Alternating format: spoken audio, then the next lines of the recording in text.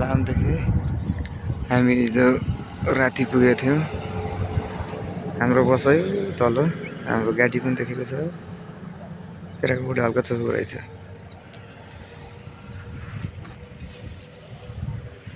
अनि कन्याम यहाँबाट हिमाल पनि देखिँदो रहेछ त।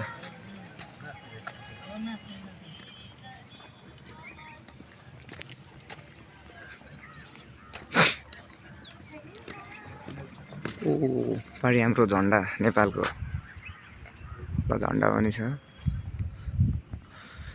तर आज चिसो चिसो हुँदो रहेछ। हाम्रो रुमको जस्तो जस्तै लाइटमै छ त्यही भएर होला। कन्याम